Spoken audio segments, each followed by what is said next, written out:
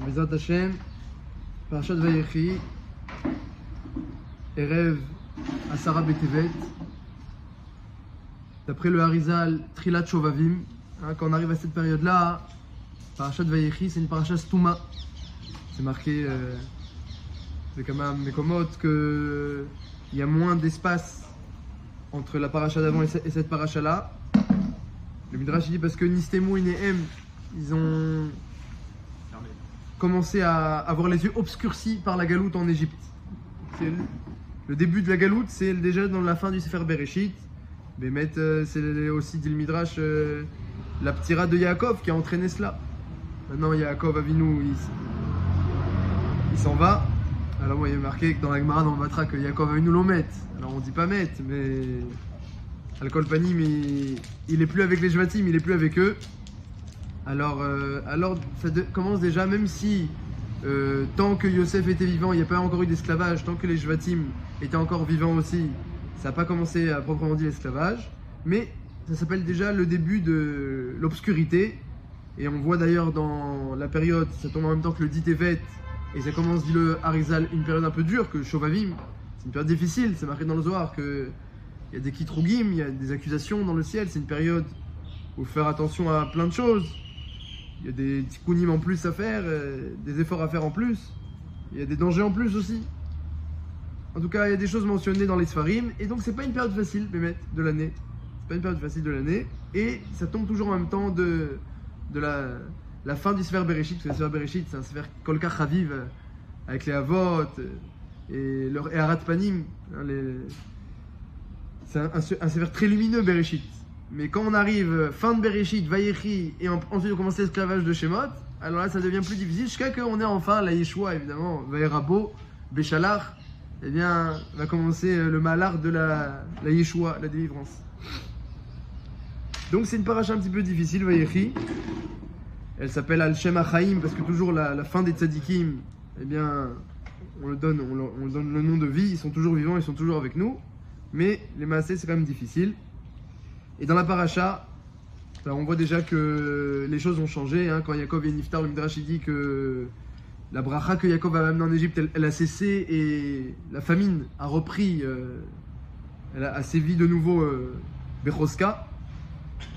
La famine avait diminué depuis que Yaakov était arrivé. Il y avait une bracha meyuchedet en Égypte, ça recommençait à pousser, mais le Nil est recommencé à remonter vers Paro. Il y avait une bracha meyuchedet tant qu'il y a Yaakov. Maintenant que Yaakov est parti, le Midrash dit que la famille elle a resévi et les frères ont eu peur parce qu'ils étaient maintenant tlouim encore plus dans Yosef.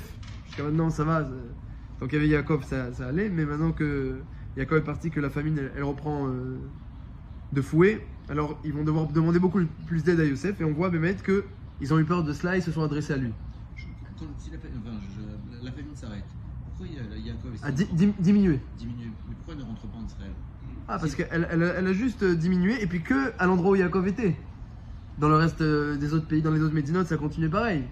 Mais en Égypte, à l'endroit où Yaakov était, il y avait une bracha miyuchedet, où le Nil est monté, et ça recommençait à pousser un petit peu. Alors Al-Kol Panim,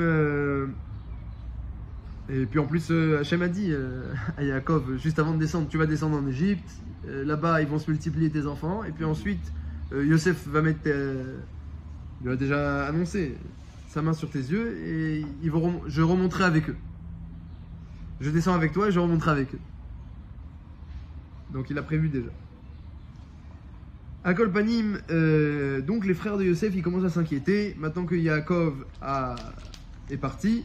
Alors en plus Yaakov c'était un petit peu, c'est le 13e, entre guillemets, parmi les 12. Ça veut dire il y a les 12 Shvatim, et le 13e c'est Yaakov Avinu. C'est lui un peu qui est Me'ached et Kulam. Vous savez, 13, c'est la valeur numérique de Echad. C'est la valeur numérique de Ahava. Donc l'union, elle venait par la force du 13, par la force de Yaakov Avinu. Et maintenant que Yaakov il est parti, lui qui est Me'ached ses enfants, il a tout fait depuis que il a pris les pierres et il les a mis sous sa tête, avant même d'aller chez Lavan. Il avait déjà prévu d'unifier les pierres en une, pour fonder un clan d'Israël uni. Malgré les épreuves de haine, de jalousie, maintenant on s'est tous retrouvés, ils ont dit Shema Israël Hashem Echad autour de Yaakov, et maintenant que Yaakov est parti, alors est-ce que cette unité elle va bien tenir? Eh bien on voit que les frères ils ont pensé que c'est pas évident du tout, et donc dès que Yaakov a été enterré, tout de suite ils ont envoyé un message. un message à Yosef. C'est marqué dans la Torah, Vaïrou Aché Yosef qui met Aviem, Vaïomrou Lo Istemenu Yosef. Maintenant que Niftar Yaakov, on dit les frères de Yosef, peut-être, eh bien, de la haine va ressortir chez Yosef. V'Hashem Yashiv Lanu, il va nous rendre, et Kol Hara'a Asher Gemal Alnu Oto, tout ce qu'on lui a fait. Vaïtsavu El Yosef les morts, ils ont envoyé un message. Avir Rativa, Yaakov a ordonné, Lifne Moto avant de mourir. Kotomrou le Yosef, Ana Sana Pesha Achecha, Ana, s'il te plaît. Sana, porte s'il te plaît, Pesha Achecha, la faute de tes frères. Vechatatam, leur erreur. Kiraag Maloucha, ils t'ont fait du mal. Veata maintenant, Sana, s'il te plaît, porte.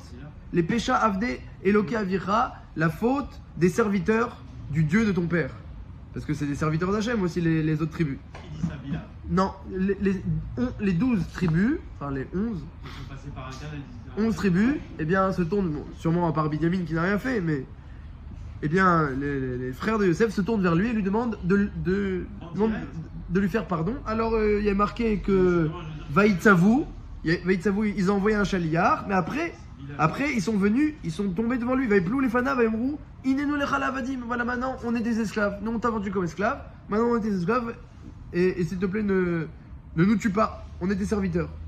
Et Yosef il répond Altiraou, n'ayez pas peur, Atachat Elokimani, vous croyez que je suis à la place d'Hachem? Pourquoi je peux faire quelque chose? Il dit Rachid, je dis Hachem, si Hachem il veut faire quelque chose, il fait, s'il veut rien faire, moi je pourrais rien faire. Regardez tout ce que vous allez projeter contre moi, et regardez comment ça s'est fini. Comme ça explique Rachid. Vous croyez que moi, si déjà 10 contre 1 ils peuvent rien faire, alors 1 contre 10 je vais faire quelque chose. Et donc après il les a rassurés, il leur a dit vous inquiétez pas, je vais vous nourrir, je vais nourrir vos enfants, et vous n'allez pas avoir peur. Voilà ce qui s'est passé. En tout cas on voit que les frères de Yosef ont eu peur. Ils ont besoin de se présenter devant lui alors que pourtant ça faisait 17 ans qu'ils vivaient en Égypte avec lui, ça s'était bien passé. Vaïri Yaakov Beret Mitzrayim Sheva Esrei Shana. Il y a eu 17 ans paisibles avec Yaakov et tous ses enfants réunis autour de lui. Banecha Saviv Shulchanecha, il a quand même eu 17 ans paisibles. Il y a marqué Vaïri, c'est Gamatria 34. 28 plus 6, 34. Il dit Tosfot à la Torah parce qu'il y a eu 17 ans paisibles en Égypte où il a vécu auprès de Yosef, et les 17 ans de la jeunesse de Yosef où il était aussi auprès de Yosef. Donc 17 plus 16, 34. Il a quand même eu 17 ans de bonne vie. Vaïchi Yaakov, 34 il a vécu. Il dit Tosfot. 34 ans avec Yosef, 34 ans de bonne vie. Donc on voit que pendant ces années-là, on parlait, il n'y avait pas de haine, il n'y avait pas de Sinaï, ils mangeaient ensemble, le Midrash dit, et il n'y avait pas de problème entre les enfants de Yaakov. Mais c'était par la force de Yaakov Avinu. Yaakov il était Me'ached et Kula. Maintenant qu'il est parti, eh bien, les frères ont peur que ça recommence et ils suspectent même Yosef de vouloir faire quelque chose contre eux. Et mis à part ça, ils viennent lui demander pardon. Chose qu'ils n'ont pas fait jusqu'à maintenant. Et j'ai vu plusieurs choses dans les Mefarshim. Premièrement, vous ne pouvez pas demander avant, est-ce que c'était nécessaire? Arrête, Yosef il les a accueillis en Égypte, il les a embrassés. Il leur a dit, c'est Bécéder, dans Parashat Vaïgash, quand il s'est révélé, il a dit, n'ayez pas peur aussi. Et vous avez voulu me vendre, me faire du mal, mais voilà, regardez, Hachem, il a prévu tout ça pour qu'on puisse survivre pendant la famine. Et il les a rassurés. Donc, est-ce que c'était nécessaire de demander pardon? Est-ce que c'était nécessaire? Et si c'était nécessaire, pourquoi il l'a pas fait avant? Et à part ça, si ils viennent demander pardon, alors Rabbeinu Bechaye fait remarquer qu'on sait que la faute de la vente de Yosef, elle n'a pas été pardonnée. Alors on connaît l'histoire des Asara Roge Malchut, Rabbi Akiva Vechaverav, à l'époque où les Romains étaient Sholtim sur Israël, jusqu'à qu'ils ont même détruit le Beth Amikdash, le second. Le dit Tevet, c'est sur le siège du premier. Mais là, c'est quand c'est eux qui ont pardonné. Où on voit explicitement que c'est Asarog et Malchut qui ont pardonné la Mesheva. Dans le Midrash, dans la Gemara, et dans le Sipour qui s'est passé aussi, tel que le Midrash présente le Sipour, c'était explicite. Le Kessar, il leur a dit, dites-moi, quelle est la faute, quelle est la punition de quelqu'un qui vend son frère? Vous leur a dit le Kessar. Ils ont dit, Chayav Mita. Il dit, pourquoi ils n'ont pas pris sur eux le Chayav Mita, les frères, pourquoi on les a pas tués? Comme ça, il a demandé le Kessar, il dit, alors vous allez prendre à leur place. Comme ça, le Midrash raconte comme ça. Comme ça, on le lit dans les keynotes aussi de Tisha B'Av. Donc, à Sarah Gomelchut, on sait que ça vient pour expier cette faute-là. Donc elle n'était pas complètement pardonnée. Bémed Rabbeinu Bechaye, Laura Chaim Akadosh, il faut remarquer que quand même il y a une démarche de la part des frères de Yosef dans la paracha de cette semaine de s'excuser, et on dit porte notre faute, on voit pas qu'il a dit je vous excuse, Mahoul, je vous excuse, on va pas trouver. Mais bon, après l'entente pendant 17 ans et puis la manière dont ils accueillent en Égypte, ils les ont embrassés, je crois que c'est comme une mechila tout ça. Il n'y a même pas besoin de le préciser. Tout ce qu'il a fait pour eux. Alors il est marqué dans Rashi, c'est marqué dans le Shoot Rashi, un Shoot Rashi, Rashi Shelot Utshuvot, il écrit là-bas, Siman Resh Memhe, qu'un jour il y a un homme, Reuven, un chaver, il s'est disputé avec son ami, Reuven et Shimon se sont disputés. Et Reuven a juré, une joie Hamoura, il a juré sur la Torah, il a juré, joie Hamoura sur Hachem, que il lui pardonnera jamais à Reuven et Shimon. Et quelques années plus tard, alors les choses ont changé et les éléments aussi ont changé. Et Reuven il a compris que c'était une erreur de sa part et il voulait maintenant pardonner à Shimon. Et pardonner, lui excuser et vivre avec lui vivre dans sa proximité, en fraternité. Alors il a envoyé une shela à Rashi.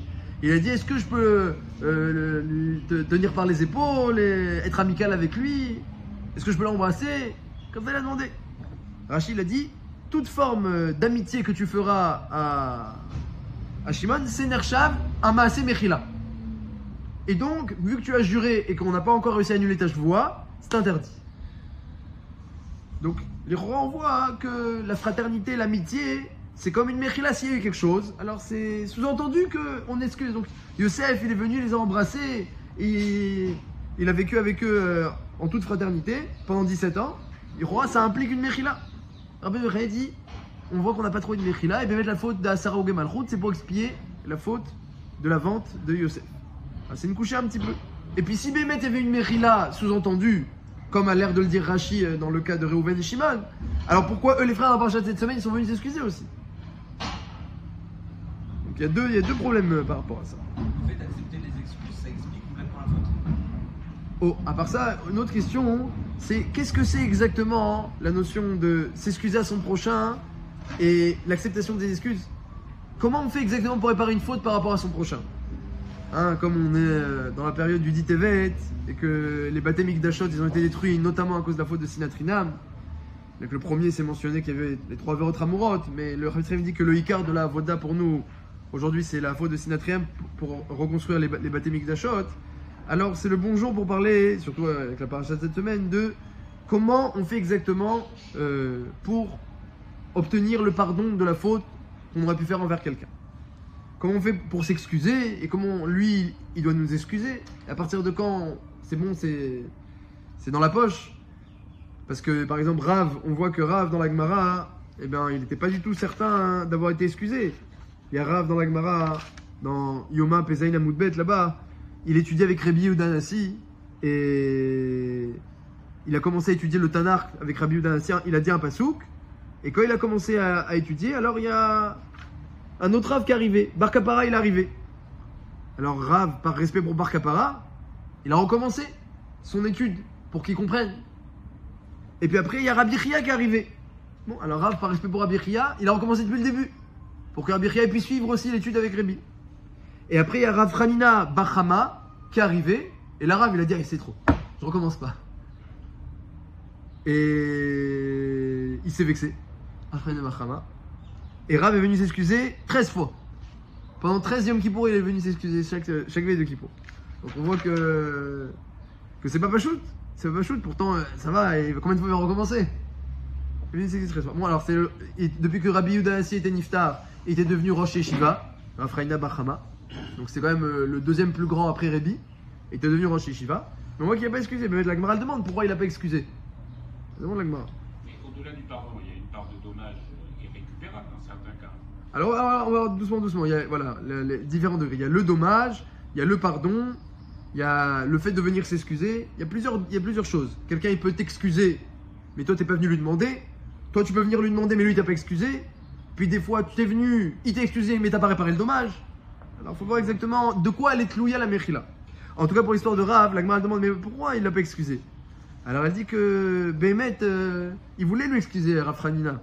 Mais il avait un cheshbon. C'est quoi son cheshbon? Il a rêvé que Rav devait devenir Rosh Yeshiva. Parce qu'il a rêvé que Rav montait en haut d'un palmier. Ça veut dire qu'il va devenir le numéro 1. Hein, Rav était Gadolador à Bavel. Et Rav pour l'instant était encore en Israël avec Rabbi Yehuda Anassi. Et le Rosh Yeshiva en Israël c'était Rav Hanina Bachama. Et Rav Hanina il a rêvé. Alors il a dit c'est certain que je vais mourir, Chas Shalom, et qu'il va devenir Rosh Yeshiva à ma place. Il était très embêté. Alors il voulait que Rav il parte à Bavel pour qu'il devienne Rosh Yeshiva là-bas et qu'il reste vivant. Alors il n'a pas excusé pendant toutes ces années pour le pousser à partir à Bavel. À la fin il a dit j'en peux plus de lui, il m'excuse pas, je vais à Bavel. Donc il a fait ça avec un cheshbon. Et Mishnah Berurah dit quand dans son cœur on excuse, alors on a le droit de dire qu'on n'a pas excusé. Comme ça il ramène le Mishnah Berurah que si quelqu'un il vient te voir, il vient s'excuser, mais toi tu sais que si tu l'excuses, ça va entraîner des conséquences fâcheuses, ou pour lui ou pour toi, tu as le droit de lui refuser le pardon, mais il dit Mishnah Berurah dans le Pri Megadim, dans ton cœur tu l'excuses. C'est Méaniel alors. Donc si dans mon cœur je l'ai excusé, dit le Mishnah Berurah, parce que ça c'est obligatoire, alors qu'est-ce que ça signifie que je ne l'ai pas pardonné verbalement? Est-ce que ça veut dire encore quelque chose? Non, dit le Mishnah Berurah, tu le refuses le pardon. Mais dans ton cœur tu l'excuses. Parce que c'est pas bien de garder dans son cœur quelque chose contre quelqu'un. Mishnah Berurah dit. Même s'il y a une toilette de ne pas lui pardonner, mais dans ton cœur tu garderais. Donc il y a des notions un petit peu compliquées. Ici on voit la notion de vexation dans le cœur, des notions de pardon verbal. Dans la paracha de cette semaine, on voit que Yosef il s'est comporté amicalement avec eux toutes ces années et quand même ils viennent s'excuser. Et puis Rabbi Berurah dit mais il n'a pas dit machoul, alors la faute elle est restée. Donc c'est un petit peu compliqué la notion de pardon dans la Torah. Avec Hachem c'est plus simple avec Hachem. Hein. Avec Hachem on fait tchouva, on vient à Kippour, on fait tchouva toute l'année même. Et Hachem il nous pardonne, c'est plus simple. En réalité le Shara Tchouva dit que c'est très compliqué aussi. Mais Akadosh Baruch Hu, il prend beaucoup sur lui, il fait beaucoup de recettes, c'est un grand recette quand Hachem nous pardonne. On n'est pas conscient, on dit comme ça, Mechila, et on. Rabbi Bechaye, hein, le Ikar du Sever Chovot Alevavot de Rabbi Bechaye où il parle là-bas du Kesher entre l'homme et Hachem. Chovot Alevavot, les devoirs du cœur, il parle du Kesher entre l'homme et Hachem. La plupart du temps, hein, il explique que ce Kesher il est basé sur la reconnaissance que Hachem il nous supporte et nous pardonne. Parce que en réalité, on fait plein de choses qui ne sont pas du tout correctes. Dans nos actions, chacune de nos actions, que ce soit une mitzvah ou une avera. La vérote, j'en parle pas, même les mitzvot. On n'agit pas de façon correcte avec Hachem. Avec tout ce qu'il nous donne et tout ce qu'il attend de nous et nous ce qu'on fait en retour, c'est pas correct. Mais Hachem il sait comment on est, il sait qu'on est des êtres humains, il sait comment on est. Je les connais. Je connais que la Israël, je les connais. Donc il est patient, il attend. Mais que Ben Taïm, en attendant qu'on arrive à se parfaire, on va dire, mais que l'homme au moins il soit conscient que Bémet, il doit être redevable, il dit Rabbi Bechaye, il doit être redevable à Hachem. Hachem te donne beaucoup de crédit, tu dois être redevable. Donc il dit que ça c'est un des écarts du Kesher d'amour, comme ça il dit Rabbi Bechaye, entre l'homme et Hachem, c'est l'amour, la reconnaissance que Hachem il est patient, comme un fils que il est pas facile avec son père, et puis le père il est patient, il attend, il l'aide, et après et le fils s'il a un petit peu de date, même s'il n'arrive pas encore à se corriger, mais il va avoir beaucoup de reconnaissance envers son père. Et papa est patient, il me comprend, il m'attend, il a beaucoup de reconnaissance. Donc nous aussi qu'on soit pas Chas V'Shalom, déjà qu'on n'est pas parfait, au moins qu'on soit pas ingrat. Comme ça dit Rabbeinu Bechaye. Donc Al Kol Panim, avec Hachem, on va dire on compte sur lui pour nous excuser. Mais avec le prochain, c'est moins pas shoot. C'est moins pas shoot. Hein. Je me rappelle, Amir, toujours il nous répétait comme ça quand j'étais à Yeshivat Mir. Le Rosh Yeshiva, il était très makpidim sur Ben Adam Lachavero. Et Rosh Yeshiva disait, au nom de Raphaël Shmulevitz, avant lui, c'était déjà un message qui était reçu de génération en génération depuis Mir, qui était dans la ville en Europe de l'Est. C'était que si une Avera c'est Ramour, c'est grave, alors une Avera envers son prochain, c'est grave Becky Flame, c'est infiniment fois plus grave. Une Avera c'est grave, mais alors envers son prochain, c'est encore plus compliqué. Parce que c'est plus seulement Taloui Bachem, maintenant t'es Taloui Bachem et t'es Taloui dans l'autre. Ils appelaient ça du Esh. Ben Adam Lachavero c'est Esh. Comme ça ils appelaient Amir. Esh. Fais attention, c'est du Esh. Fais attention. Parce que combien il a été vexé, est-ce qu'il t'a pardonné, est-ce que tu lui as demandé, on voit qu'il y a plein de notions qui interviennent ici. On voit qu'il y a plein de notions. Alors on va essayer de voir un peu toutes les étapes, toutes les notions, les différents avis dans le domaine. Il y a plusieurs avis, il y a plusieurs étapes. Dans l'Yerushalmi c'est marqué, de même qu'il y a un vidouille avec Hachem. Alors dit l'Yerushalmi à la fin de Maseret Yoma, de même quand un homme va s'excuser, il doit faire vidouille. Il doit être méfaré de sa faute envers son prochain. Ça va pas juste, tu m'excuses, ouais c'est bécédaire. Non, il faut être méfaré de sa faute à son prochain après l'Yerushalmi. Et le Bach le ramène, le Mishnah Brura le ramène. C'est pas de la plaisanterie. Et alors, il est poskim, il demande, et si l'ami il est niftar? Et ben dans le Maharil qui est le grand-père du Rama, dans le Shulchan Aruch, le Maharil il dit, il doit aller sur la tombe de la personne, être méfaré de sa faute avec des témoins. Pour être Mekayem, se digne du Yerushalmi, qu'il faut faire vidouille à son prochain. Quand tu es envers Hachem, tu fais vidouille avec Hachem. Tu es avec ton prochain, tu as fait quelque chose, vidouille avec le prochain. Donc c'est compliqué. Une faute envers son prochain, c'est compliqué. Comme on voit dans la Gemara que Rav il est revenu 13 fois. C'est pas Bachout. Et les frères ils se sont excusés par cette semaine. Ils sont excusés. Ils ont dit. Ils ont été méfarés de leur faute. On a pécha, khata'a, on a fauté. Qui ra'a gemaloucha. On t'a fait du mal. On a dit la vente. Oui, mais ça va. On sait de quoi on parle. On sait de quoi on parle et on a le droit de décrire la faute avec des termes comme ça négatifs. Ça va. Ils n'ont pas dit que la livre allait. Si on t'a fait quelque chose, c'est une excuse. Décrire, c'était vraiment. Oui, non. J'entends, mais il faut voir. Mais là, ils ont décrit. Mais quand même, on voit qu'il y a un chisaron. On voit qu'il y a un chisaron, dit Rabbi Mechaye et le Rachem aussi. On n'a pas vu que Yosef a été moché. On n'a pas vu qu'il a répondu. Ils se sont demandé, mais il les a embrassés, il les a rassurés. C'est une couchée sur Rachem et Rabbi Mechaye et c'est une couchée un petit peu sur Sarah Rogue Malchut en réalité. Donc on voit que. Et puis évidemment, on va essayer d'expliquer le cliché avec le dit Tevet. C'est totalement cachour dans le sujet, mais si Parashat Vayechi elle tombe en même temps que le dit Tevet, c'est qu'il y a aussi un kécher entre les deux.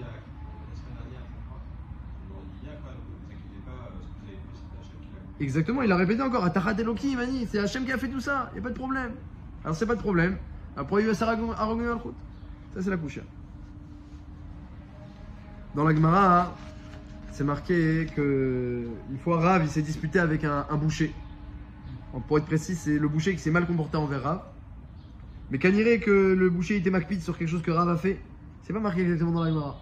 Il est marqué qu'il y a eu une mériva entre le boucher et Rav. Il n'est pas marqué pourquoi. Et donc, puisque le boucher il a un peu été pogem dans le kavod de Rav, il a manqué de respect, alors Rav il a senti le besoin veille de Kippour que le boucher lui demande pardon. Il a senti le besoin. Alors peut-être que lui il n'avait pas besoin, il était prêt à excuser, comme ça dit Rav Israël Sainter. Mais il a pensé que c'était nécessaire que ça vienne de lui aussi.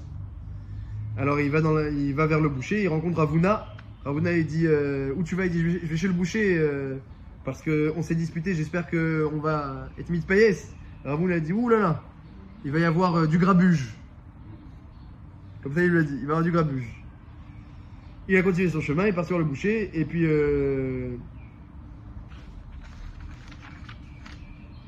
il s'est mis devant comme ça le boucher en attendant qu'il lui dise quelque chose, un mot gentil. Et puis le boucher il lui a dit qu'est-ce que tu fais là, va-t'en d'ici, encore une fois. Et là puis il a continué à couper ses os et puis il y a un morceau d'os qui lui a giclé et qui s'est coincé dans sa gorge. Qui est parti se nicher dans son cou. Alors c'est comme Ravuna l'avait prévu.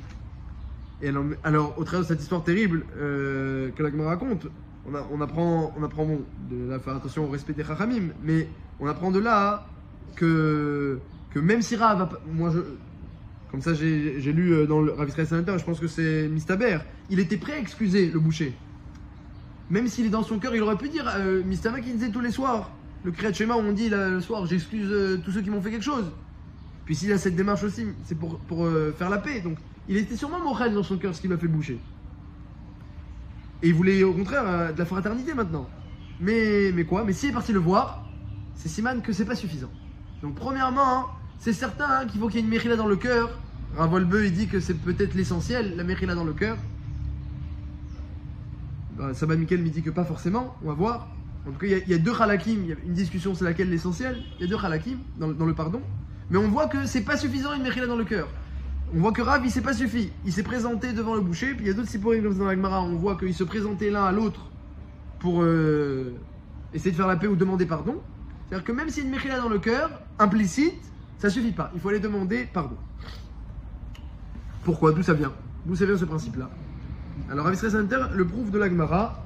Il y a une Gemara dans Bava Metzia, Perek Vav, là-bas, qui parle de dinim, Ben Adam Lachavero, des dinim commerciales. Puis au travers d'une Mishnah comme ça qui parle de dîme commercial, il y a une halakha mesouyemet comme ça sur le pardon et la vexation.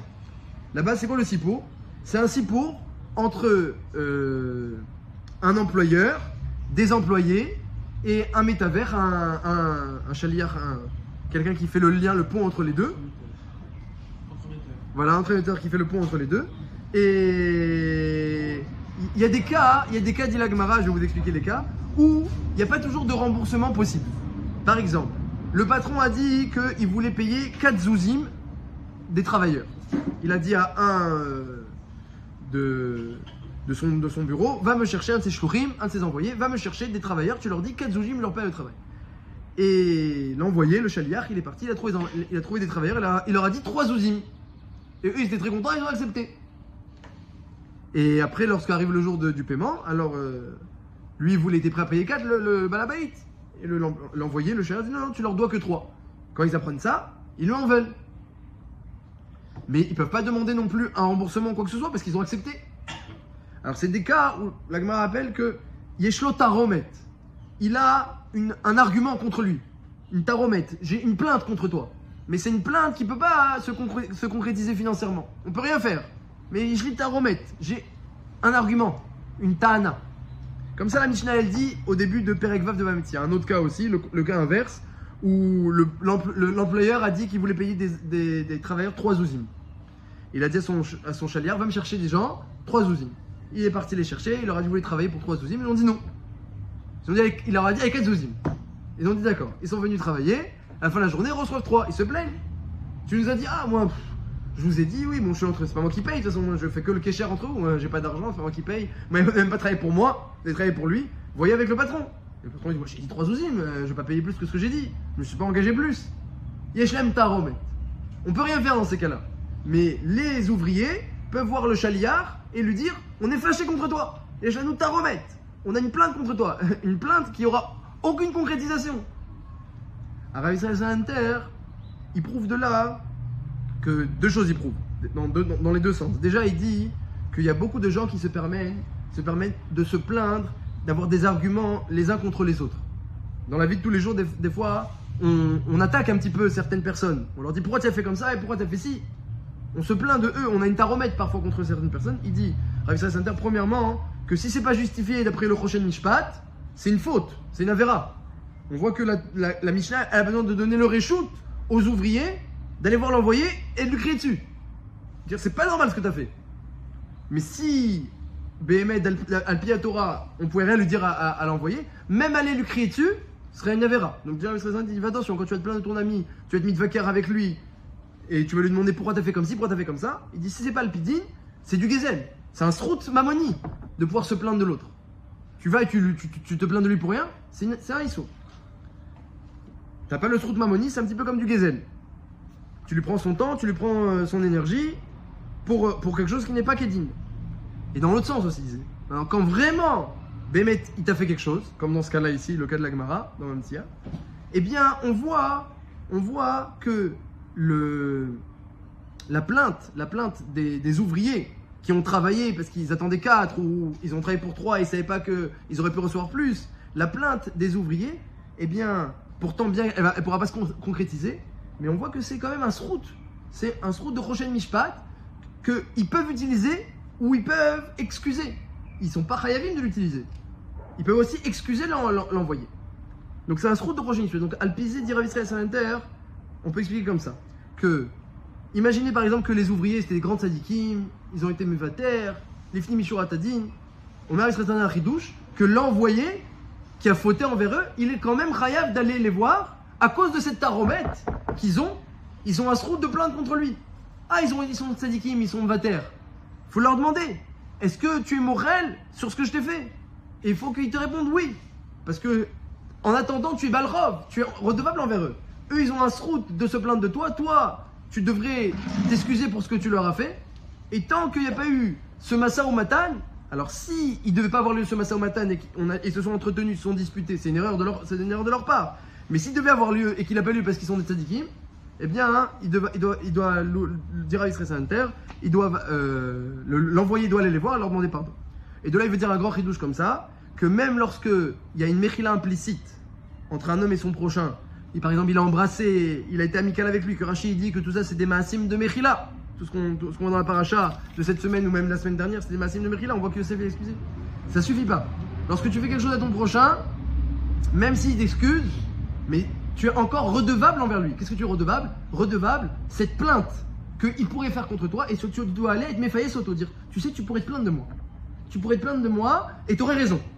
Et je te demande de m'excuser. Et là, alors tu as enlevé ce srout. Et c'est un srout Alpi Rochen Mishpat, c'est rapporté dans le Shulchan Aruch Alpi Rochen Mishpat. Donc c'est un petit ridouche déjà qui nous aide un petit peu à comprendre ce qui s'est passé. Ils sont venus, les frères, s'excuser alors que ça fait 17 ans qu'ils vivent en toute amitié avec Yosef. Premièrement, c'est pas suffisant. Il t'a embrassé, vous avez vécu en toute amitié, c'est très bien. Ça veut dire que dans le cœur, peut-être, eh bien, il a plus rien, mais c'est pas suffisant. Et Bémet, il y en a qui disent que Bémet Yaakov, il a ordonné, c'est une chéla. Est-ce qu'ils ont dit ton père a ordonné que tu nous excuses? Ton père a laissé un message avant de partir, il leur a dit s'il te plaît, eh bien, excuse-les. Il m'a est-ce que Bémet, il a dit ça à Yaakov ou non? Mais il y a des farchis qui disent que Bémet Yaakov, il a dit ça. Ils n'ont pas juste dit ça pour essayer de l'apaiser. Que Bémet Yaakov, il a dit vous faites Ravim d'aller le voir. Il a vu qu'ils n'ont pas fait Ravim d'aller le voir. Mais il les a excusés. C'est pas suffisant. Vous faites Ravim d'aller le voir. Et de dire tu pourrais te plaindre, tu pourrais nous en vouloir, tu pourrais nous rendre tes avadim, parce qu'on t'a rendu évêque, tu pourrais nous rendre tes avadim. Ils sont en train d'expliquer tout ce qu'il pourrait faire Yosef. Donc on voit ici que demander pardon, c'est pas simple, et expier les fautes qu'on a fait envers son prochain, Ben Adam Lachavero, c'est pas simple, que non seulement il faut que dans le cœur, eh bien il ait plus rien contre nous, ça c'est une première chose, parce que s'il est encore vexé, c'est un problème. Et deuxièmement, il faut ensuite que eh bien, si on est redevable envers lui et s'il peut avoir une plainte contre nous, qu'on aille et qu'on mette au clair les choses. Tu pourrais te plaindre et on s'excuse. Et est-ce que tu es d'accord d'être mévater sur cette plainte-là? Et si ça n'a pas été fait, c'est un chisaron. C'est un chisaron qui reste de génération en génération. Ça, c'est le premier chidouche de Rav Israël Salanter. Deuxième chidouche, on l'a dit au nom du Yerushalmi, c'est cette histoire de vidouille que il faudrait frère, on voit ils ont fait un vidouille devant Yosef, et Yerushalmi il dit qu'on doit faire un vidouille devant la personne à qui on a fauté. C'est quoi vidouille? C'est pas qu'on dit Hachem nous baganou, on lui explique qu'est-ce qu'on lui a fait. On lui explique, mais le Rav Etzraim il a un gros problème, il dit si la personne à qui il a fait quelque chose n'est pas au courant. Alors ça c'est terrible ça, parce que Mitzadera, tu es chayav d'aller le voir et d'expliciter tout ce que tu lui as fait, et Mitzad Sheni, tu vas augmenter la haine dans le clan d'Israël, c'est du lachonara, tu fais du lachonara sur toi-même. On n'a pas le droit de raconter à quelqu'un. Hein, si on sait, par exemple, je sais que Reuven a fait quelque chose à Shimon, j'ai un issour d'Oraïta de raconter à Shimon. Qu'est-ce qu'il lui a fait Reuven? Et j'ai même un issour d'Oraïta d'aller raconter à Lévi qu'est-ce que Reuven a fait à Shimon. Ça s'appelle la rechilut, même s'il n'y a rien de négatif. Mais je sais qu'il lui a fait quelque chose, même si c'est pas négatif, même si c'est, on va dire, alpidine, mais il va lui en vouloir, ça s'appelle augmenter la haine. Alors c'est un gros problème, le Rav Etzraim, il reste B'tzarchioun. Qu'est-ce qu'il faut faire dans ces cas-là? Hein? Tu fais rien, tu fais comme si que. Comment tu fais? Alors, le Rav Etzraim, alors il marque un petit peu Rav Israël Salanter et Rav Etzraim, quoi faire dans ce cas-là? Le Rav Etzraim, lui, il pense que si ce que tu as fait à ton prochain, ça va pas entraîner des conséquences, ça va rester. C'est-à-dire, il va pas se faire envoyer de son travail à cause de ça. Il va pas avoir une mauvaise réputation dans tout le quartier à cause de ça. Il n'y aura pas de conséquences. D'après le Rav Etzraim, t'es pas rêve de lui dire. Adif que tu lui dises pas et que vous restiez en harmonie. Non, je parle pour Mais si il y aura des conséquences par la suite, alors là, tierce personne. ça il dit que tu rêves d'aller régler les conséquences, réparer ce que tu fais.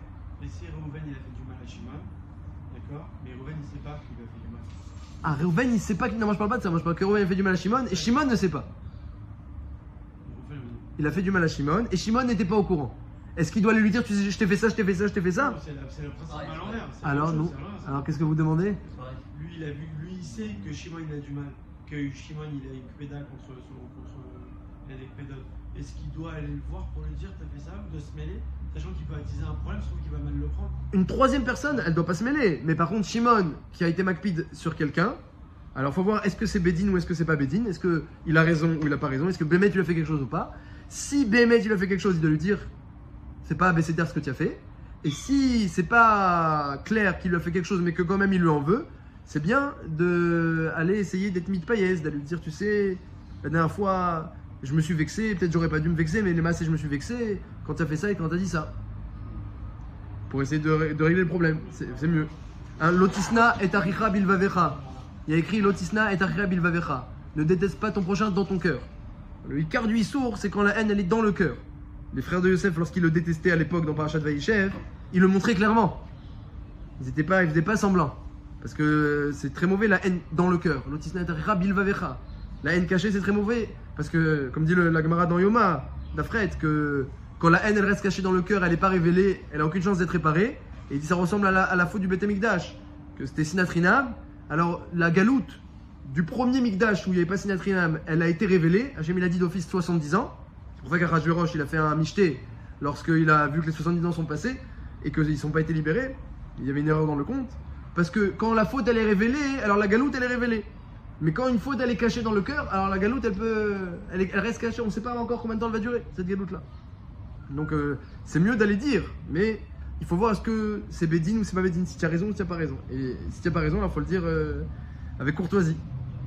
En tout cas, pour revenir à ce Yerushalmi, donc Yerushalmi dit qu'il y a un vidouille à faire envers son prochain. C'est un grand ridouche, et même aller voir sur la tombe. S'il est niftar, il faut aller le voir sur la tombe et faire vidouille. Donc encore une fois, on voit que c'est pas talouille dans la mechila de l'autre. Là, la personne elle est sous la terre, il n'y a plus de mechila possible, elle ne peut pas s'excuser. Et quand même, tu vas et tu fais cet effort-là de faire le vidouille. Alors, j'ai vu dans les Mefarshim qu'ils expliquent comme ça que la faute qu'on fait envers son prochain, une faute Benem Lachavero, eh bien, elle a trois branches, trois facettes, trois branches. Il y a le dommage qu'on lui a fait, que ce soit un dommage matériel ou moral, ça s'appelle un dommage. Et ça, c'est Midine Rochen Mishpat, c'est son srout à l'autre de se plaindre du dommage que tu lui as fait. Si c'est un domaine matériel, il peut se plaindre, rembourse-moi. Si c'est un domaine moral, il peut dire, je t'ai pas comporté comme il faut. Par exemple, dans le cas de la Gemara, c'était pas un dommage vraiment matériel, parce que personne ne doit rien à personne. Il il leur a menti sur le prix du paiement. Mais en tout cas, ils lui en veulent et ils ont raison. Donc, il faut aller les voir et s'excuser. Donc ça, c'est un srout. C'est un srout qu'a la personne qui a été endommagée, que ce soit physiquement ou moralement, de demander à l'autre eh bien, une compensation physique ou morale. Ça, c'est un srout de Midin Rochen Mishpat. Et d'après Rav Israël Salanter et le Sava Mikel, ça passe par la bouche. Ça veut dire qu'il doit dire « je t'excuse ». Puisque c'est un srout de Midin Rochen Mishpat, on a le droit de se plaindre, et Yeshlot Aromet, ça doit avoir une excuse verbale. Et ça, il n'y a pas eu dans le cas de Yosef.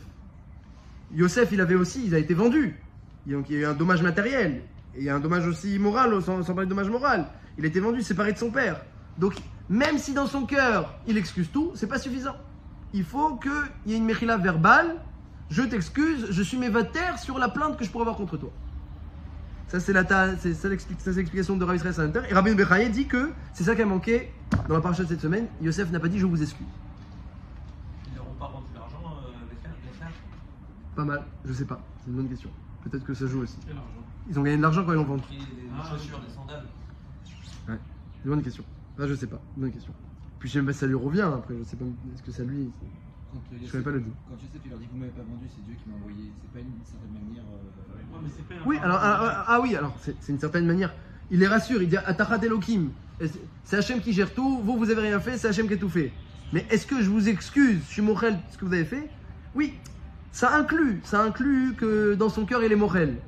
Mais il aurait dû dire je suis Morel, j'ai aucune vie envers vous, je suis Morel complètement. Comme ça, ils veulent expliquer, Rav Israël Salanter veut expliquer ce manque ici. Et c'est quelque chose de très léger, c'est très fin. Nous on aurait dit la partie verbale, on aurait dit que c'est la partie sûrement la moins importante. Si dans ton cœur tu excuses, tu te comportes bien avec eux, tu vis en fraternité. Lui s'est excusé, Yosef, à la génération de ses frères. Oh, joli. Est-ce que Yosef il s'est excusé au du Lachon Hara sur ses frères? On n'a pas trouvé que c'est excusé. Peut-être que ça joue aussi. Peut-être que ça aussi c'est resté. Je ne l'ai pas vu marquer, mais c'est une bonne tana. C'est une bonne tana. Donc on a dit la première branche, première facette de la faute, c'est j'ai endommagé l'autre, ou verbalement, ou moralement, ou matériellement. Donc lui il a une plainte contre moi, et il faut que cette plainte elle soit éclaircie, et qu'on puisse avoir mechila sur cette plainte-là, ou en remboursant, ou alors qu'il soit verbalement mochen. Ça c'est la première partie. Deuxième partie, c'est la avara elle-même. Vexer son prochain, ou le vendre, ou le vexer, ou l'endommager, le voler, tout ça. Eh bien c'est un issour de la Torah. C'est un issour de la Torah. L'autonou, vexer son prochain, c'est un issour de la Torah. entraîner que l'autre il soit makpid, c'est un issour. Des fois il y a du lachon hara, il y a plein de issourim. Il y a des dizaines d'interdits qui peuvent être transgressés lorsqu'on fait du mal à son prochain. Alors, sur la Avera elle-même, là déjà, on va se détacher un petit peu du prochain, il faut voir avec Hachem. C'est-à-dire qu'une fois qu'on a réparé les dommages qu'on a fait au prochain, alors ensuite il y a encore un issour qui plane où il faut demander à Hachem pardon d'avoir transgressé sa Torah. C'est ça la répétition dans la paracha. Vous voyez, le texte était très répétitif. Il est écrit Sana les péchas achecha, veata sana les péchas avde eloke avicha. Excuse tes frères, excuse les serviteurs d'Hachem. Alors, il mentionne ici qu'ils ont fait deux fautes. Une faute envers toi, une faute envers Hachem. Il y a deux halakim dans la faute. La faute envers toi, on te demande pardon. Et la faute envers Hachem aussi. On l'explicite maintenant, puisqu'ils font le vidouille. Et à part ça, la troisième partie, qui est encore plus fine que les deux premières. La première, on a dit, c'est envers le prochain. La deuxième, envers Hachem. La troisième partie, elle est liée au vidouille. Puisque la première partie, t'as fait du mal à ton prochain, donc il suffit de lui demander pardon et qu'il t'excuse. À la limite, ça suffit même qu'il t'excuse. La deuxième partie, t'as fait une avéra, il faut demander pardon à Hachem. Et la troisième partie, c'est quoi? Celle qui implique le vidouille. C'est le fait d'avoir été ras la briotte. D'avoir été ras la briotte. C'est-à-dire d'avoir endommagé ton entourage. Hachem, il attend d'un homme qui soit tov la shamaim, vetov la briotte. Qu'il aide les autres et qu'il n'endommage pas les autres. On doit aider, faire du chesed autour de nous. Et quelqu'un qui fait du mal autour de lui, il s'appelle ras la briotte. Et sur ça, même s'il obtient le pardon des gens autour de lui, Adaïn, ça ne veut pas dire qu'il a changé. On pourrait appeler ça la tchouva. Et encore le relègue de la tchouva sur le ben adam la chavero. Parce que quelqu'un il peut obtenir le pardon du prochain, il a tout remboursé, il a donné pardon, mais il est le même. Il n'a pas bougé. Ça se reproduira l'histoire à quelqu'un d'autre, il fera pareil. Donc il n'y a pas forcément eu de tchouva. Tchouva, c'est le chinouille de la personne. Et c'est un chinouille qui est lié au prochain. Quand c'est envers Hachem, alors c'est une tchouva envers Hachem. Mais quand c'est envers le prochain, c'est quelqu'un, il a un problème de derech eretz. Il se comporte pas bien avec son prochain. Il a des problèmes de relationner avec les autres dans certaines situations. Quand c'est une situation de jalousie ou de haine, ou parce qu'il pense que l'autre va lui faire quelque chose, comme c'était le cas avec les frères de Yosef. En tout cas, il y a un problème, Ben Adam la Chavero. Sur ce problème-là, il faut une achna'a. Le Maître Santer explique qu'il faut que la personne, elle s'incline, et qu'elle ait honte, qu'elle s'incline, et c'est ça qui va entraîner le changement. Quand c'est envers Hachem, alors on fait une vidouille envers Hachem. J'ai fauté, on réalise qu'on a fauté envers Hachem. Combien tu pourrais m'en vouloir, Hachem, de ce que j'ai fauté? Et donc cette arna'a, le fait qu'on s'incline, on se plie pendant le vidouille et on frappe sur le cœur, c'est censé provoquer un changement chez nous pour que non seulement Hachem nous pardonne, c'est une chose, mais qu'ensuite on soit une nouvelle personne, qui soit plus shayach à la faute, qu'on soit plus maintenant cachour à cette faute-là. Et quand c'est avec le prochain, il faut qu'il y ait une tchouva, un vidouille envers le prochain. Donc on va le voir, on dit je t'ai fait ça, je t'ai fait ça, je t'ai fait ça. Pourquoi faut écrire tout? Sur la tombe de l'autre, il n'est même pas vivant. Pourquoi faut écrire tout? Alors ça c'est le chelek hashlishi, c'est qu'on soit plus la même personne. Comment on va plus être la même personne? Parce qu'on va avoir regretté. On va raconter tout ce que l'autre a fait, c'est qui l'autre? Nous-mêmes. Tout ce qu'on a fait dans le passé. On va dire, vraiment alors, qui j'étais? Ah, qui j'étais? Qu'est-ce que j'ai fait? Alors c'est quelque part t'es quelqu'un d'autre. Si tu es capable de d'écrire négativement ce que tu as fait dans le passé, ce que tu étais et ce que tu as fait, c'est qu'en fait tu es une nouvelle personne. Et ça c'est un relais qui est indispensable. Qu'il soit vivant ou qu'il soit pas vivant l'autre. Et c'est un vidéo qu'on fait envers le prochain. On va le voir, je t'ai fait ça et je t'ai fait ça. Et du coup on est obligé de s'incliner devant l'autre. Cette arna'a, elle entraîne chez nous un changement. Et critiquer notre propre personne, quelque part, c'est affirmer qu'on est quelqu'un d'autre aujourd'hui. Et ça c'est un troisième relais. En réalité, même avec Hachem ça existe. Toutes ces parties-là de la faute, elles existent quelque part avec Hachem aussi. Hachem aussi, il faut qu'on lui demande pardon pour ce qu'on a fait. Il faut que lui aussi, il soit mochel si Kiviachol il a été makpid. Mais ça, ça dépend pas de nous. Et puis on n'est pas conscient des kpedot d'Akadosh Baruch Hu. Et il faut aussi changer. Ça existe tout ça aussi avec Hachem. Mais on va dire que là-bas c'est all included. Tout se passe en même temps avec Hachem. Alors il n'y a pas besoin d'être mechal. Mais quand c'est avec le prochain, c'est déjà beaucoup plus compliqué. Mais dans la Tchouva, il y a l'obligation de s'engager à ne pas recommencer. Donc, oui, dans le processus c'est vrai. Mais il faut pouvoir, on va dire, il faut. Il n'y a pas de Tchouva si on n'a pas fait. C'est vrai. Alors on va dire que cette obligation maintenant de ne plus recommencer, le Rambam il dit Veyaïd alav yodea kol talumot shelo yarzor adavarazé. Il faut que c'est pas juste dire je vais plus recommencer. Si c'était juste dire à ce moment-là, tu vas même pas le voir. Tu dis écoute, je m'excuse, il te dit je te pardonne, Puis toi, tu te dis, allez, je recommence plus. Mais c'est pas ça qui est marqué dans le Rambam sur la notion de plus recommencer. C'est que puisse témoigner celui qui connaît tous les esprits et toutes les midotes que cette personne, comme ça c'est marqué dans le Rambam, que cette personne-là ne reviendra plus à ce maasé-là. Ça veut dire qu'il faut réussir à être un petit peu quelqu'un d'autre. C'est plus qu'une joie. Voilà, être un petit peu quelqu'un d'autre. Et ça, pour ça, il y a besoin de un petit peu dédaigner, critiquer ce que nous-mêmes on a fait. Si tu critiques et tu es capable de dédaigner, critiquer et d'être nirna et d'être de t'abaisser par rapport à ce que tu as fait, c'est que quelque part, tu affirmes que tu es quelqu'un d'autre aujourd'hui. Un homme, il peut pas dire un kol derer ish yachar benav, dit le pasouk. Un homme, il se sent toujours en règle avec lui-même. Droit en règle, c'est un pasouk de Michelet. Toujours on se sent. Ce qu'on fait, c'est au moment T, tout au moins, on se sent en harmonie. Sinon, je l'aurais pas fait. À l'instant T, je l'aurais pas fait si je pensais pas que c'était bien. Donc, si je suis capable de critiquer le passé, c'est qu'au moment à Archavi, à l'instant T, je suis plus le même que dans le passé. Donc voilà, il y a 3 halakim de la faute. Le premier chelek, c'est le dommage envers son prochain, et ça, il faut obtenir une mechila verbale. Le deuxième chelek, c'est la faute envers Hachem, parce que toute faute envers son prochain, c'est aussi une faute envers Hachem, et ça, il faut faire tchouva, demander pardon à Hachem.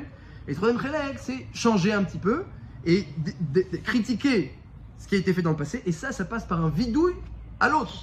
Parce que c'est que quand tu vas voir l'autre contre qui t'as fauté et que tu t'inclines, que quelque part tu entraînes un processus de changement véritable à partir d'aujourd'hui.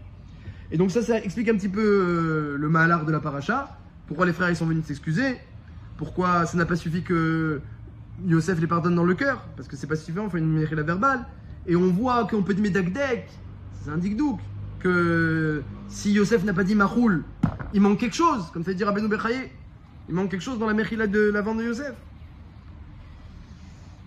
Et bon, à part ça, peut-être dans le cœur, vous avez dit peut-être dans le cœur des frères, il y avait encore une ukpeda sur ce que Yosef avait fait. Même bon par rapport à ce qu'on fait. Alcool Panim, pour revenir au Ditevet, parce que c'est la Hana un petit peu au Ditevet, mis à part que le Beth Amikdash il sera reconstruit lorsqu'on aura réglé nos problèmes de Sinatrinam, et donc ça demande un petit peu de connaître toute la lachot de Ben Adam Lachavero. Mais mis à part ça, c'est marqué que le Ditevet, vous savez, c'est un jeûne meyuchad, il est marqué dans Yecheskel Be'etzem Hayom Hazeh. C'est un jeûne qui doit être fait le jour même, Be'etzem Hayom Hazeh, en son temps. Et c'est à quoi en son temps, dit le Rabbeinu David Aboudraham, c'est-à-dire que même si tombait Shabbat, comme Yom Kippour, eh bien il faudrait le faire. Donc le Ditevet, c'est un jeûne qu'on fait même Shabbat, rien que le calendrier a été fait par Hillel, de telle manière à ce qu'il ne tombe pas Shabbat. Mais s'il tombait Shabbat, lorsqu'il tombe vendredi par exemple, on le fait vendredi. À la différence des autres jeûnes que vendredi on les repousse. Ditevet, il est tombé plusieurs fois, vendredi, on l'a fait vendredi. Et ça fait maintenant longtemps, mais lorsque ça tombe vendredi, on le fait vendredi. Donc c'est un jeûne de faire en son temps, Be'etzem Hayom Hazeh. Et même Shabbat. Donc c'est qu'il a une khumra particulière. Pourtant, c'est le jeûne le plus calme, c'est le jeûne le plus léger. Alors, je pourrais dire parce qu'il est court, mais ce qui a marqué dans les poskim, c'est parce que il s'est rien passé. Il s'est rien passé. La brèche n'a pas encore eu lieu, c'était le 17 Tammuz, la brèche dans la muraille de Jérusalem. Le Beth Amikdash n'a pas encore été détruit.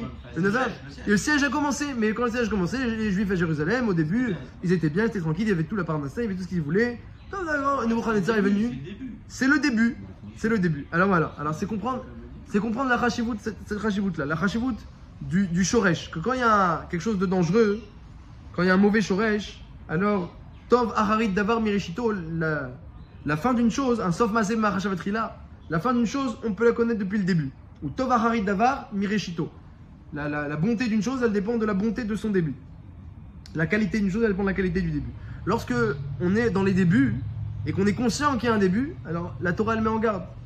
Comme le dit Tevet en particulier, elle dit attention, si ce jour-là on fait ce qu'il faut, eh bien on peut éviter tout le mahalar, tout ce qui va se passer après le dit Tevet, jusqu'en Tammuz et jusqu'en Av, on peut tout éviter. Donc c'est Kedaï, on ne repousse pas le dit Tevet, c'est Kedaï de le faire en son temps pour éviter que cette racine, eh bien, elle s'installe. Une mauvaise racine, une fois qu'elle a poussé, eh bien, on fait des jeûnes, on fait des choses. Quand il dit 17 Tammuz de Fav, on fait, mais est-ce qu'on peut encore agir? Hein, le Khatam Sofer, il dit que de même que le dit Tevet s'était décidé que je détruire le Beth Amikdash à l'époque, puisque c'est le début du siège, de même chaque année, Hachem, il décide le dit Tevet, est-ce qu'il va reconstruire ou pas le Beth Amikdash? Comme ça explique le Khatam Sofer, parce que, eh bien, c'est chaque année comme un nouveau siège et il y a une nouvelle décision. Tout ce qui a trait en avenir, on gêne, on ne pas repousser. Voilà, exactement. Quand c'est à trait, pas mal. Deux seuls rêves où il y a deux seuls jeunes et en avenir. Bien fait. Comme Il dit comme Yom Kippour aussi que ça a trait à l'avenir, on peut encore tout annuler, on peut annuler le jugement, alors on jeûne à Philo Shabbat. Alors là aussi que ça traite l'avenir, on jeûne Nafil ou Beshabbat. C'est joli. Et en tout cas, une écouda qui est liée à la paracha, c'est que on voit que des fois des petits resronotes, hein, les Shvatim, c'est la racine du clan Israël. Les 12 tribus, on est moche à la racine. Ça va rester dans le clan Israël pendant très longtemps, les 12 tribus, même encore aujourd'hui. On a les forces de la bracha des tribus que Jacob a fait dans la paracha de cette semaine. Donc, l'harmonie dans le clan d'Israël et l'unité dans l'Israël, elle dépend finalement de à quel point le lien entre Yosef et Yehuda, il est halak, il est lisse. Et les petites fissures qu'il y a dans ce domaine, eh bien maintenant elles ont grandi et on en paye les pots cassés. Donc Yosef, lui, il a tout fait pour que les frères ils se battent pour Binyamin et pour qu'il répare complètement la Sinatrinam. Il a fait tout ça pour ça, Yosef. Il préparait l'avenir. Je veux pas qu'il y ait de la haine dans le clan d'Israël. Donc ils vont se battre pour Binyamin, ils vont le défendre, et ça va faire que les fils de Rachel et les fils de Léa, ils seront réunis. Et quelque part, il a réussi. Mais est-ce que Yosef lui-même avec les autres, il était entièrement réuni avec eux? Ça, sur ça, je la donne. C'est peut-être pas Pachout, on voit qu'il a manqué quelque chose un petit peu. Il a manqué de Mechila. Peut-être dans le cœur des frères, tu as dit, il y avait encore quelque chose contre Yosef. Faut voir. Donc tout ça pour dire que lorsqu'on a la racine, eh bien, c'est le moment, c'est le mieux pour corriger. Et on le rate pas ce moment-là. Même s'il ça a l'air plus calme, on va dire qu'est-ce qu'il y a maintenant? Le dit qu'est-ce qu'il y a? Il y a personne qui met de Sahar. Il s'est rien passé. Oh non, tu jeûnes, quoi qu'il en soit, tu jeûnes. Jeûne et jeûne peut-être encore plus que 17 Tammuz et Tisha B'Av. Et on voit que la Torah est Makpida sur les débuts. Hein, Elisha ben Abouya, c'est marqué. Acher, celui qui est devenu un grand Tana, qui est rentré dans le Pardès et sauf il a tout arrêté. Où ça a commencé le problème? Lorsqu'il a fait son père la Brit Mila de Elisha ben Abouya, il a vu le kavod des Chachamim. Parce qu'ils étaient venus les Tanaïm, et il y a du feu, le feu du Arsinaï qui est venu au-dessus d'eux, il a dit je veux le kavod de la Torah. Et après son fils a dit je te mets dans le limoud pour avoir le kavod de la Torah. Ça a commencé déjà. Puis la Gemara raconte que sa mère elle avait mangé quelque chose de pas cachère le jour de Kippour, lorsqu'elle était enceinte. Même si elle avait le droit. Même si elle avait le droit. Ça commence la racine, ça commence quelque chose à la racine. Le Shulchan Aruch, Siman Reshmem, lorsqu'il parle du moment de la conception de l'enfant. Le moment de la conception de l'enfant, c'est pas un moment, c'est pas les jours redoutables, le moment de la conception de l'enfant. Du Shulchan Aruch. Si il y a un problème d'ivresse, alors l'enfant il devient comme ça. Et s'il y a un problème de shéna, de sommeil, et s'il y a une dispute entre les parents et qu'elle n'a pas été résolue, alors l'enfant il devient comme ça. Qu'est-ce qui se passe? Eh ben oui, on est à la racine. Si on est à la racine, alors eh bien tu peux déjà prévoir, sauf Maasé. La fin de la création, elle dépend de la racine de la création. C'est les fondements, c'est la racine. Ça c'est la Khumra du dit Tevet, et c'est la Khumra de la relation entre Yosef et ses frères, qu'il y a eu des problèmes à la racine, du coup dans le clan Israël maintenant on a beaucoup plus à réparer, parce qu'on n'est plus du tout à la racine maintenant. Et donc, eh ben, si on arrive à bien jeûner demain à Bezrat Hashem, et à faire une grande chouva dans le domaine de la Chavero, eh ben, Bezrat Hashem on sera sauvé de Binyan Bezamikdash,